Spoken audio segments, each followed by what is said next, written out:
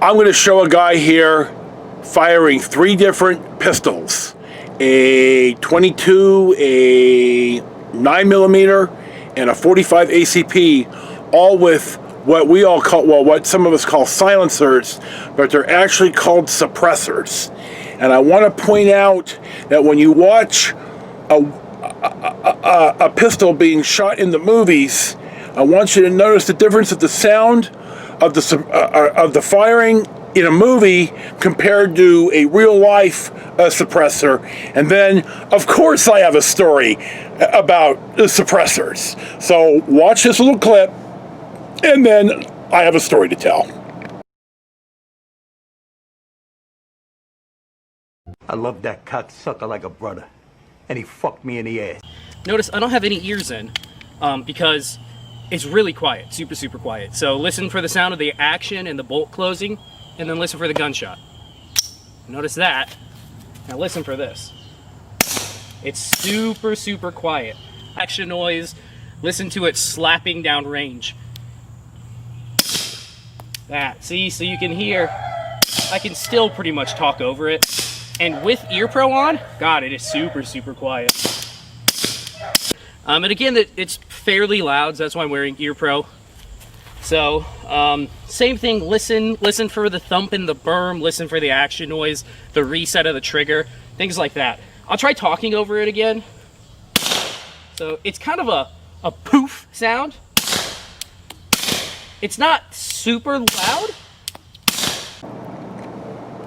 Now, I know a guy, and I really need to be vague on this, who I haven't talked to in a while, but I know that at the time, and this is a long time ago, he had a shop, a machine shop, and I think he was like his own business.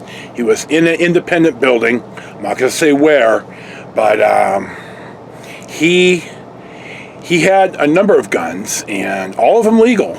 And he was smart enough to not alter them, at least not get caught altering them. And he had built a firing range in the shop as well as living quarters upstairs over the office. I've seen this when I worked for Bay.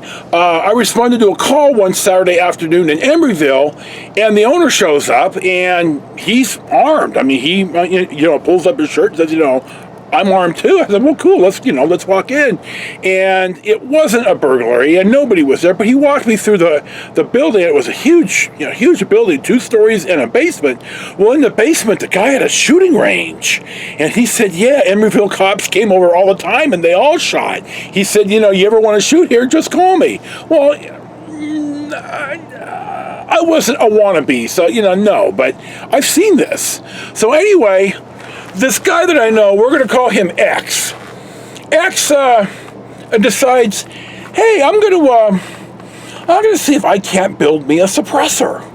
Well, he's hanging around some pretty unsavory people at the time, and he was probably involved in stuff that I really don't want to know about.